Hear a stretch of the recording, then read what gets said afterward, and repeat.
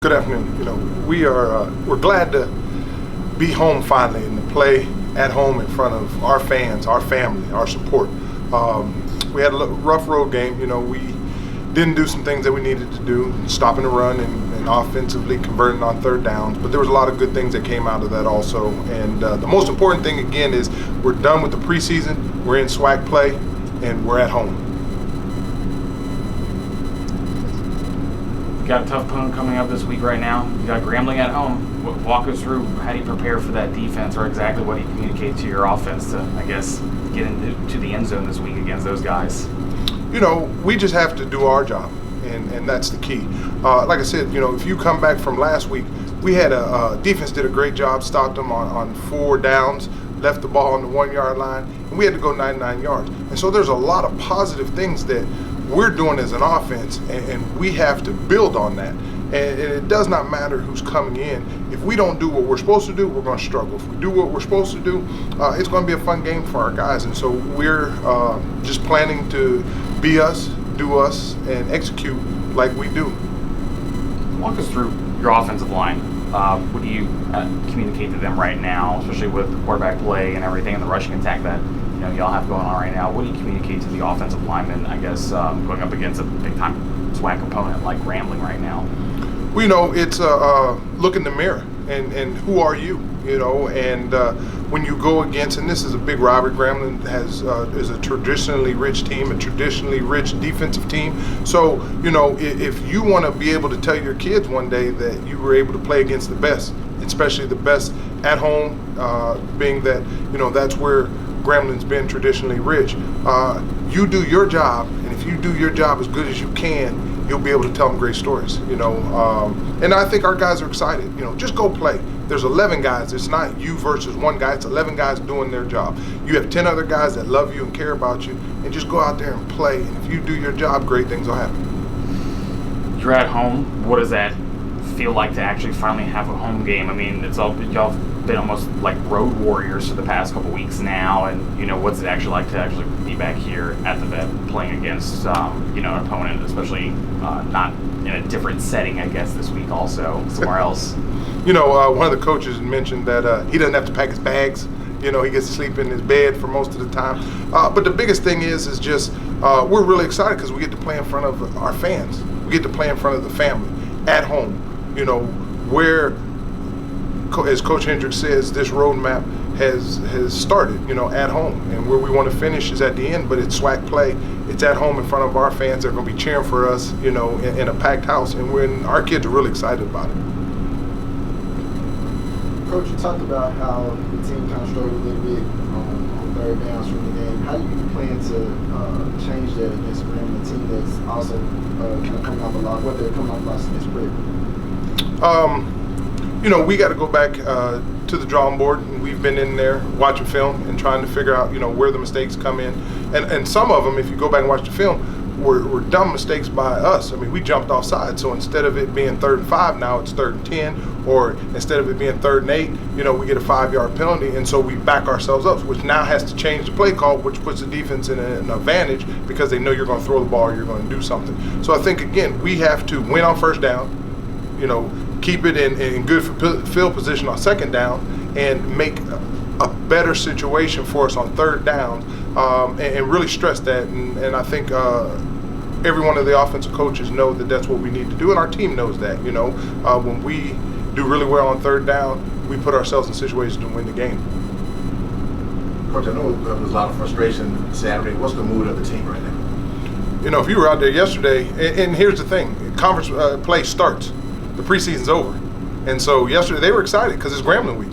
And again, we're at home, so those guys were bouncing around. They were in the weight room working really hard. Everybody was sitting up attentive in the meetings. And I mean, you would have thought that we're starting the season now, which we really are, because this is the most important part of the season is SWAC play.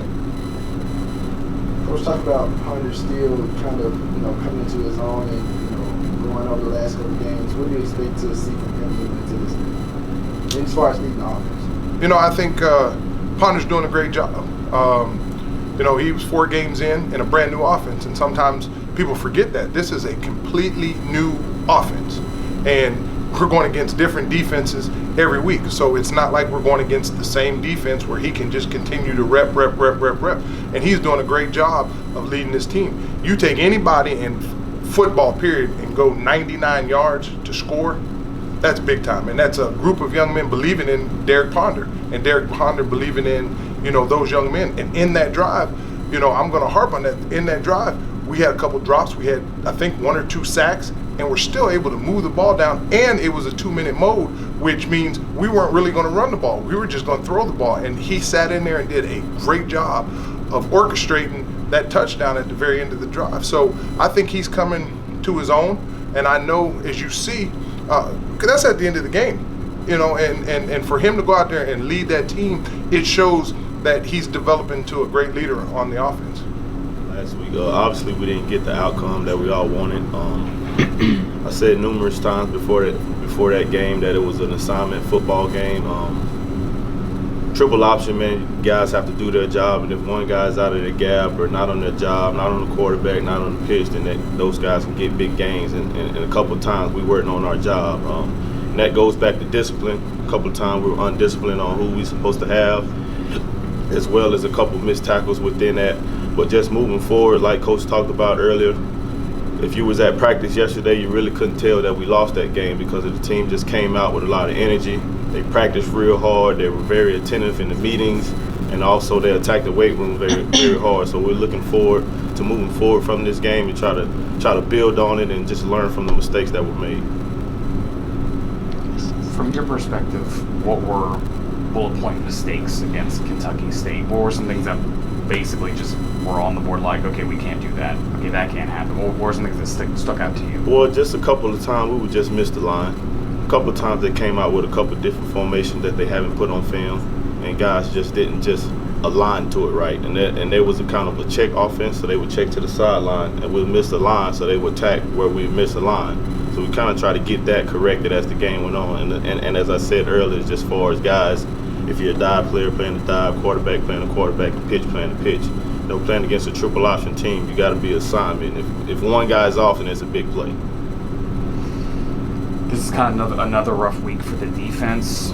How do you, I guess, try and bounce back this week? I know we're at home. Is that a factor also? Most definitely. It's going to play a big part playing back at home. But I go back again just to yesterday. Those guys in the meeting we met as a defense, they all locked in. They all ready to go. They all learning from their mistakes. They're still taking the coaching. And the thing that I hang my hat on is if you watch the game, those guys played for 4 quarters.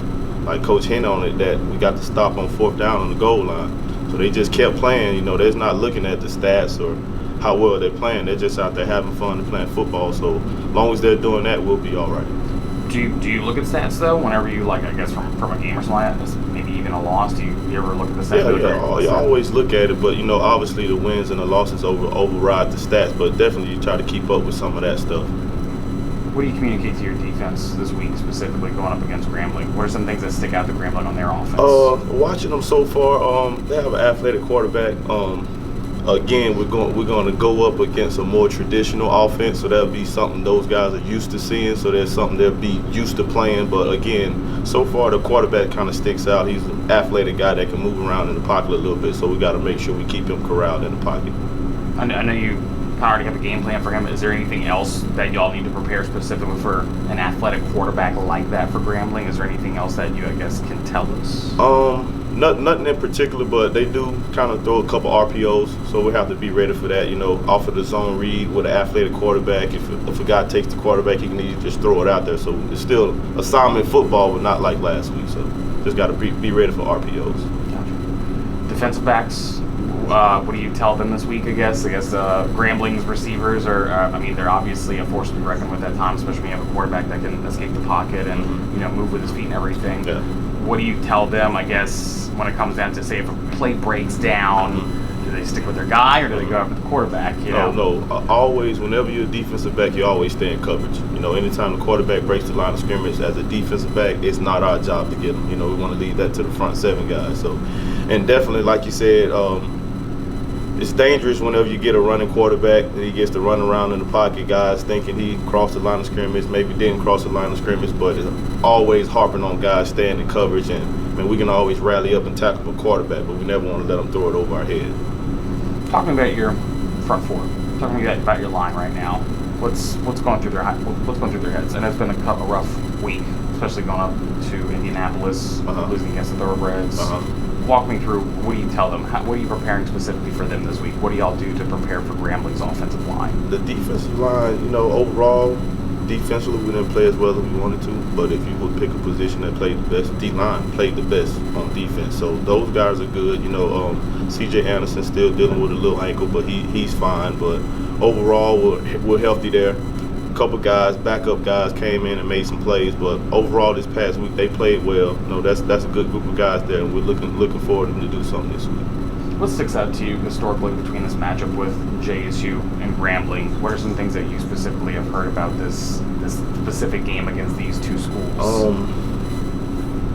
I always go back to my high school head coach. He played in this game.